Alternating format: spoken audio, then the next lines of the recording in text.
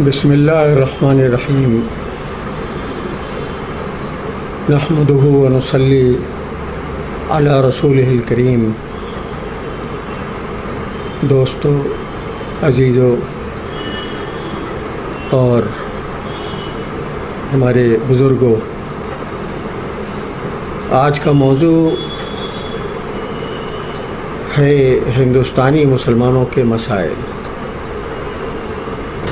یقین کیجئے کہ ہندوستان کی پوری تاریخ میں جس نازک موڑ پر یہاں کے مسلمان پہنچے ہیں، پہلے کبھی بھی ایسا نہیں ہوا کہ ایسی نازک صورتحال پیش آئی۔ مسلمانوں نے یہاں کئی سو سال حکومت کی اور اس کے بعد ان کی حکومت کا چراغ گل ہو گیا اور ان کی جگہ پر انگریز آئے، اقتدار مسلمانوں کا ختم ہوا۔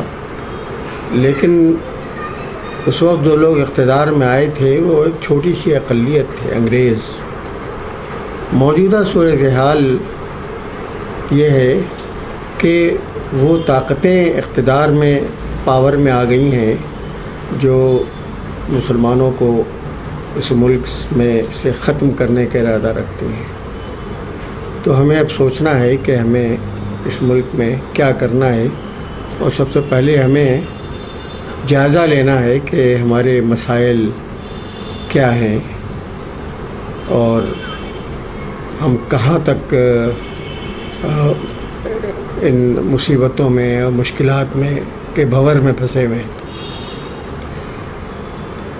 بحری سفر جب ہوتا ہے تو جہاز کا کپتان سمت سفر معلوم کرنے کے لیے پہلے یہ پتہ چلاتا ہے کہ ہم کس جگہ پر کھڑے ہوئے ہیں۔ اس کو جہاز رانی کی اصطلاح میں پوزیشن فکسنگ کہتے ہیں۔ تو سب سے پہلے ہمیں دیکھنا ہے کہ ہماری اس وقت ملک کے اندر پوزیشن کیا ہے۔ سب لوگ جانتے ہیں کہ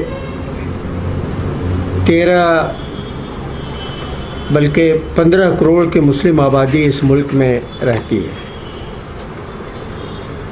سرکاری اعداد و شمار کے مطابق مسلمانوں کی آبادی 138 ملین ہے، یعنی 14 کروڑ سے کم، اور غیر سرکاری اندازے کے مطابق جو زیادہ صحیح ہے، مسلمان 17 کروڑ کے قریب اس ملک میں ہیں۔ دنیا میں انڈونیشیا کے بعد یہ سب سے بڑی مسلم آبادی ہے۔ قابل لحاظ عددی قوت کے باوجود یہاں مسلمان تعلیم میں، اقتصادیات میں، ملازمتوں میں اور سیکورٹی اور تحفظ کے شعبوں میں حاشیے کے برابر ہیں، حاشیے پر ہیں۔ گوپال سنگھ کمیشن رپورٹ 1980 کے مطابق سرکاری نوکریوں میں مسلمانوں کی نمائندگی بہت زیادہ کم ہے، اور پرائیویٹ سیکٹر میں ان کا کوئی پرسان حال نہیں۔ اس سیکٹر میں حکومت کی سفارش پر کچھ مراعات ملی ہیں تو صرف SC/ST والوں کو ملی ہیں، اور سچر کمیٹی کی رپورٹ جب آئی تو اس سے یہ کھلا کہ معیشت اور تعلیم میں مسلمانوں کا حصہ 0 کے قریب پہنچ گیا ہے۔ وہ ترقی کے تمام شعبوں میں بے حد پسماندہ ہیں۔ ان کی حالت شیڈول کاسٹ اور شیڈول ٹرائب سے بھی زیادہ گئی گزری ہے۔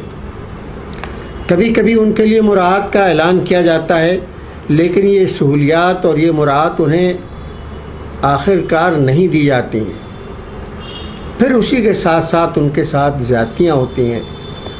جھوٹا الزام لگا کر انہیں قتل کر دیا جاتا ہے، جیسا کہ دادری میں ہوا۔ فسادات میں ان کا قتل عام ہوتا ہے۔ ان کو تحفظ فراہم کرنے میں حکومت کا ریکارڈ انتہائی مایوس کن ہے۔ سیکورٹی فورسز میں مسلمانوں کی نمائندگی نہیں کے برابر ہے۔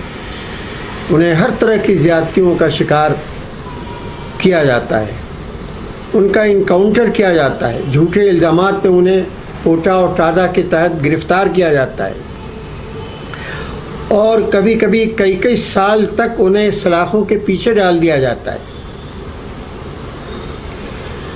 مدرسوں کو شبہات کے دائرے میں لانے کی کوشش ہوتی ہے، دینی جماعتوں کے کاموں میں، ان کی ایکٹیویٹیز میں رکاوٹیں ڈالی جاتی ہیں، اور پھر مسلمانوں کو غیر ملکی اور حملہ آور اور غدار قرار دے کر کے ان کی شبیہ خراب کی جاتی ہے، اور گھر واپسی کے نام پر ان کا مذہب بدلنے کی کوشش ہوتی ہے۔ اسکولوں میں سوریہ نمسکار اور یوگا اور گیتا کا پاٹھ وغیرہ کے ذریعے مسلم بچوں پر ہندو تہذیب کو مسلط کرنے کی کوشش ہو رہی ہے۔ بابری مسجد کی جگہ پر مورتیاں رکھ دی گئی ہیں جن کی پوجا ہوتی ہے۔ مسلمانوں کی اکثریت کی زبان اردو کو دیش نکالا جا رہا ہے، اور پھر بڑی بڑی کمپنیوں کے ڈائریکٹر اور اعلیٰ عہدیداروں اور سینئر ایگزیکٹو کی فہرست اٹھا کر دیکھ لیجیے، مسلمان 1% بھی نہیں ملیں گے۔ اس سیکٹر میں پسماندہ طبقات کے لیے حکومت نے خصوصی رعایت برتنے کی سفارش کی تھی، لیکن اس کا فائدہ مسلمانوں کو نہیں بلکہ دلتوں کو ملا۔ تجارت، تعلیم اور ملازمت، ہر جگہ مسلمانوں کی نمائندگی بے حد کم ہے، ان کی حالت قابل رحم ہے۔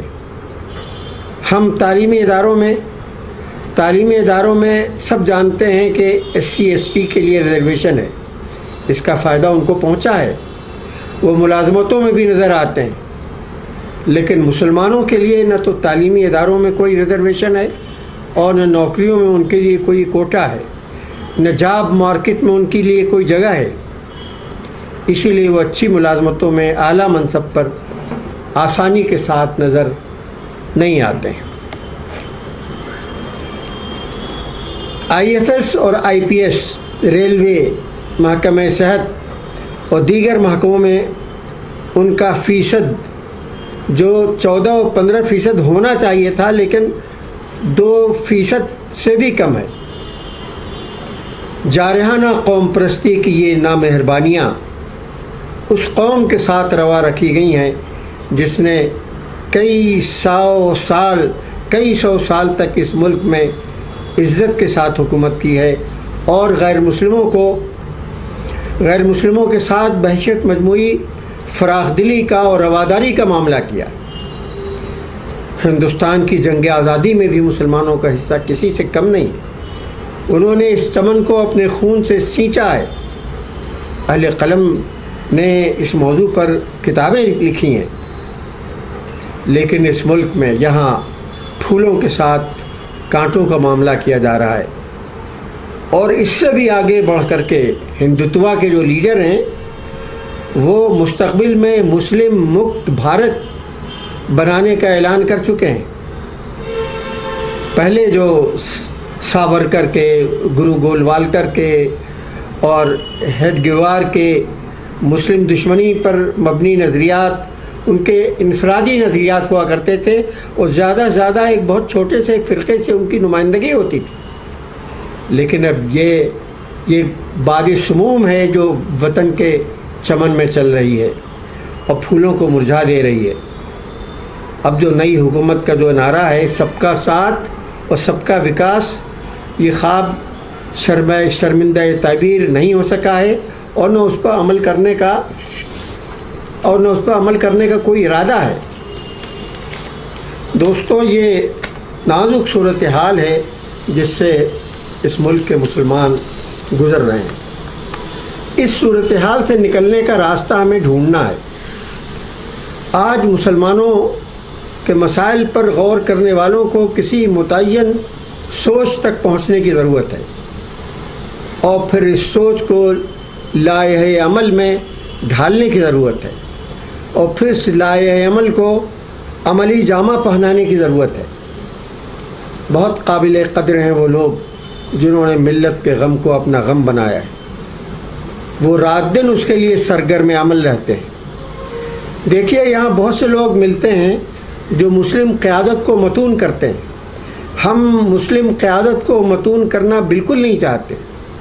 مسلم قیادت پر لافزنی کا رجحان بہت ہی خطرناک ہے۔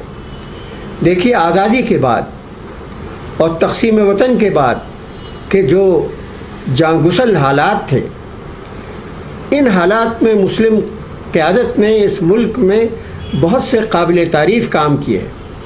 اس کا اعتراف نہ کرنا احسان ناشناسی ہے، ناشکری ہے۔ دیکھیں مسلمانوں کی زوال پذیر معیشت اور اقتصادی بدحالی کے باوجود یہی مسلم قیادت تھی اس ملک میں جس نے برادران وطن تک حق کا پیغام پہنچانے کے لیے ملک کی تمام علاقائی زبانوں میں قرآن مجید کے ترجموں کا اہتمام کیا، ہندی اور مقامی زبانوں میں سیرت اور اسلام کے تعارف کی کتابیں شائع کیں، قریہ بقریہ کو بکو دینی تعلیم کے ادارے قائم کیے، اور ایک بڑی ریاست اتر پردیش میں بچوں کو دینی تعلیم دینے اور اردو زبان سکھانے کے لیے مکتب کا جال بچھایا۔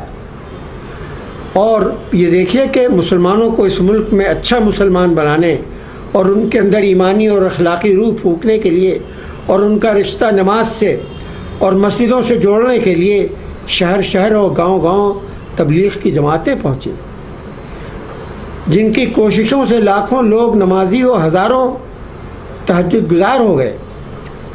اور پھر اس کے ساتھ ساتھ ایسے تھنک ٹینک، ایسے مفکرین سامنے آئے جنہوں نے مسلم ایشوز پر مسلمانوں کے جدید اور تعلیم یافتہ لوگوں کو اور صاف دل برادران وطن کو بھی جمع کیا اور مسلمانوں کے امپاورمنٹ پر تحقیقی کتابیں پیش کیں اور مسلم ایشوز پر سیمینار کیے۔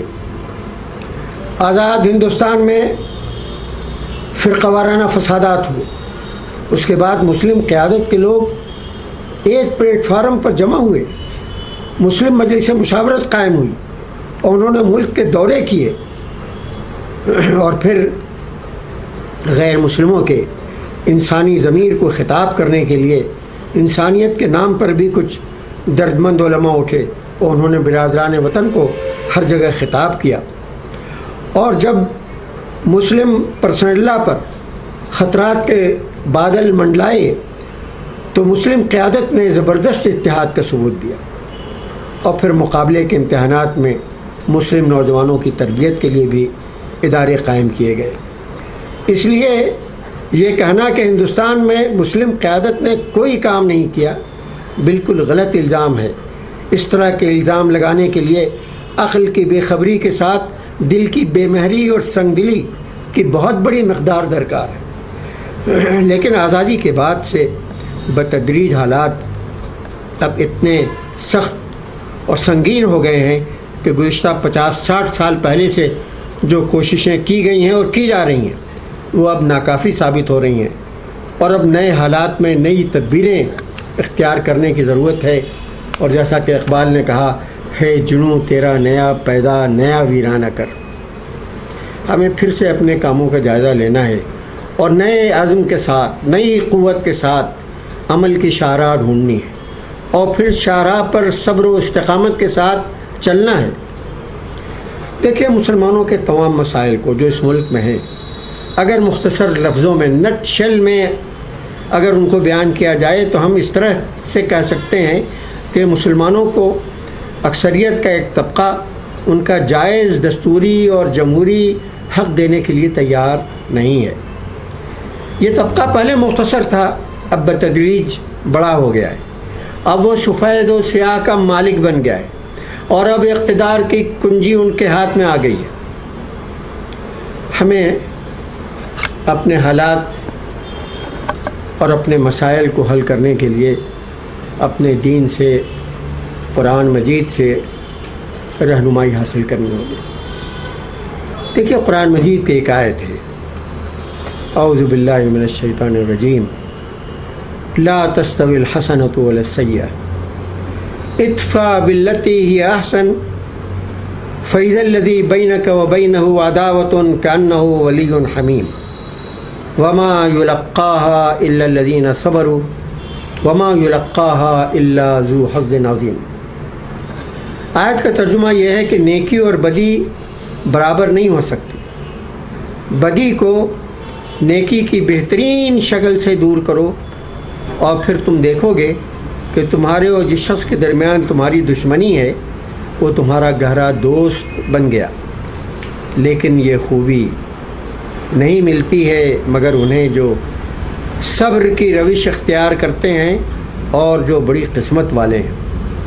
یہ تو ترجمہ تھا۔ قرآن نے حل یہ بتایا ہے کہ برائی کو اعلیٰ درجے کی نیکی سے ہٹاؤ، یعنی نیکی بھی معمولی درجے کی نہیں بلکہ بلند ترین بہترین ہونی چاہیے، یعنی دشمن کے ساتھ ایسا سلوک ہونا چاہیے جو دل کو جیت لے۔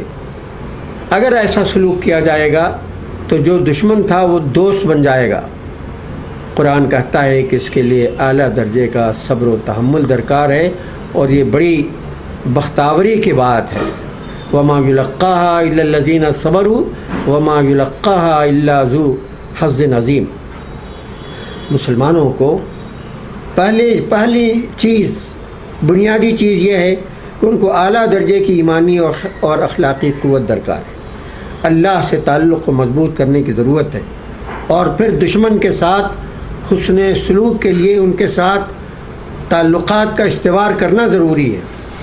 مسلمان جہاں کہیں بھی رہتے ہوں، غیر مسلم پڑوسیوں کے ساتھ، برادران وطن کے ساتھ ان کے روابط استوار ہونے چاہیے، اور ان کے حسن اخلاق کا اچھا نقش غیر مسلموں کے دلوں پر قائم ہونا چاہیے۔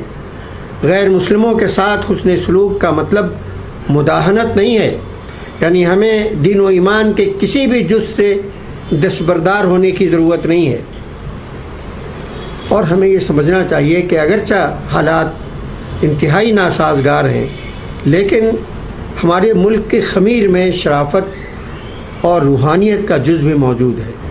خاکستر میں دبی ہوئی اس چنگاری کو شرارہ بنانے کی ضرورت ہے۔ اس کے لیے ہمیں متصوفانہ نرمی، فراخ دلی، وسعت نظری اور توسع اختیار کرنے کی ضرورت ہوگی۔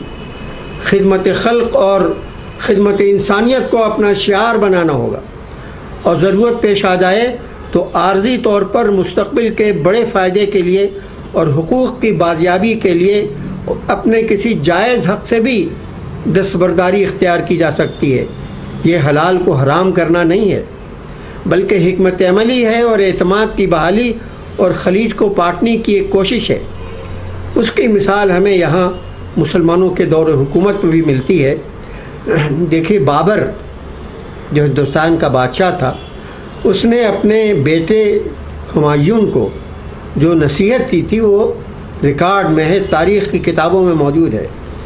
بابر نے ہمایوں کو یہ کہا تھا کہ بیٹے، یہ ملک ہندوستان مختلف مذہبوں کا گہوارہ ہے، یہ اللہ کا فضل ہے کہ اس نے ہمیں یہاں بادشاہت عطا کی ہے۔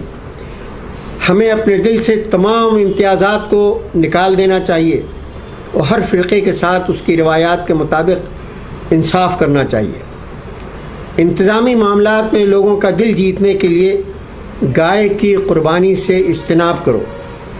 اپنی حکومت کی سرحدوں میں عبادت گاہوں اور مندروں کو نقصان نہیں پہنچانا۔ حکومت کا ایسا ڈھنگ نکالو کہ مملکت میں رہنے والے تمام لوگ بادشاہ سے خوش ہوں اور بادشاہ اپنے عوام سے خوش ہو۔ اسلام عمدہ اعمال سے فروغ پاتا ہے، خوف سے نہیں، یعنی خوف دلا کر کے نہیں۔ دیکھیے، یہ نصیحت تھی جو بابر نے ہمایوں کو کی تھی۔ یہ ایک مثال ہے توسع کی، رواداری کی اور حکمت عملی کی، اور جس کی جھلک ہمیں صلح حدیبیہ میں بھی ملتی ہے۔ دوسری بات یہ کہ تمام مسلمانوں کو ہمیں اس حقیقت کو فراموش نہیں کرنا چاہیے کہ ظلم اور ناانصافی اور استحصال کے شکار یہاں دوسری اقلیتیں بھی ہیں، اور Dalit group, OBC، SC ST یعنی پسماندہ طبقے بھی یہاں انصاف سے محروم ہیں، اور وہ اعلیٰ ذات کے مقابلے میں بہت بڑی اکثریت میں۔ ہمیں اس پر بھی غور کرنا ہوگا کہ ہم ان سے تعلقات کیسے استوار کریں، کیسے ان کی مدد کریں، اور کیسے اپنے لیے ان کی مدد حاصل کریں۔ اور ہمیں اگر خود کو مستحکم کرنا ہے تو آگے بڑھ کر ہمیں پیش قدمی کرنی ہوگی اور سماج کے محروم طبقے کو گلے سے لگانا ہوگا، ہمیں ان کی مدد کرنی ہوگی، اور اس کام کے لیے مسلمانوں کے ایک طبقے کو اپنے کو فارغ کرنا ہوگا جو رات دن یہی کام کریں اور تعلقات مضبوط کرنے کی کوشش کریں۔ تیسری بات یہ ہے کہ غیر مسلموں سے اور خاص طور پر پسماندہ طبقات سے قریبی تعلقات اس لیے بھی ضروری ہے کہ مسلمان امت دعوت ہیں، اور دعوت کے لیے کی کامیابی کے امکانات سماج کے محروم طبقے میں زیادہ ہیں۔ ہمیں پوری سنجیدگی کے ساتھ اس پر غور کرنا ہوگا کہ مسلمانوں اور دلتوں کے درمیان، پسماندہ طبقات کے درمیان قربت کیسے ہو، تعلقات کیسے استوار ہوں، میل جول کیسے بڑھے اور ان کو اسلام سے کیسے قریب کیا جائے۔ ہمارے سامنے اسپین کی تاریخ ہے، جہاں مسلمانوں نے 780 سال حکومت کی تھی، جہاں مسلمانوں نے مسجد قرطبہ جیسی عالیشان مسجد تعمیر کی تھی، جہاں مسلمانوں نے مدینۃ الزہرا جیسا شہر آباد کیا تھا، جس کو دیکھ کر کے سیاح ٹورسٹ آج بھی حیران ہو جاتے ہیں، جہاں بڑے بڑے علماء پیدا ہوئے، فن طب کے ماہرین اور سائنسداں پیدا ہوئے، جہاں بڑے بڑے مصنفین اور ادباء نے اپنے اپنے میدان میں پیشوائی کی، جہاں اولیاء بھی پیدا ہوئے، لیکن علوم و فنون میں پیشوائی، یہاں تک کہ زہد و تصوف بھی کام نہیں آیا۔ مسلمان وہاں اکثریت میں کبھی نہیں رہے۔ مسلمانوں نے وہاں اکثریت کو یعنی عیسائیوں کو اسلام کی دعوت نہیں دی، اس لیے مسلمانوں کو ایک دن ملک کو چھوڑ دینا پڑا۔ اللہ تعالیٰ کو نہ اسپین کی مسجد قرطبہ کی پرواہ ہے، نہ دلی کی جامع مسجد کی پرواہ ہے، نہ خانقاہوں کی پرواہ ہے۔ اللہ کے بندوں کو ایمان کی دعوت دینا اصل کام ہے۔ پہلے خانقاہوں کے ذریعے ہندوستان میں دعوت و تبلیغ کا کام ہوتا تھا، اب یہ کام بند ہو گیا ہے، اب خانقاہیں درگاہیں بن گئی ہیں۔ اس ملک کو اسپین جیسے انجام سے بچانا ہے تو غیر مسلموں سے تعلقات اور دعوت کے کام کو اولیت دینی ہوگی۔ ہندوازم کے مطالعے کا شعبہ مدارس میں اور اداروں میں قائم کرنا ہوگا، اور ایسے علماء اس ملک میں تیار کرنے ہوں گے جو ہندوؤں سے بھی زیادہ ان کے مذہب کو جانتے ہوں اور ہندوؤں کی زبان میں ڈائلاگ کرنے کی صلاحیت رکھتے ہیں۔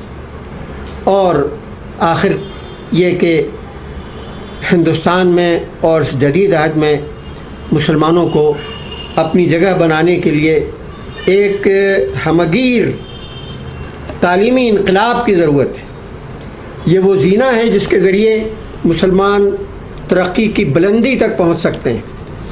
ہندوستان میں تعلیم اور معیشت میں مسلمانوں کی حصہ داری 3% سے بھی کم ہے، جبکہ آبادی سرکاری اعداد و شمار کے مطابق 14% کے قریب ہے، اور شمالی ہند کی 3 ریاستوں یعنی اتر پردیش، بہار اور مغربی بنگال میں مسلمان ملک کی پوری آبادی کا نصف ہیں، آدھا ہیں، لیکن معیشت و تعلیم میں ان کا حصہ 0 کے قریب ہے۔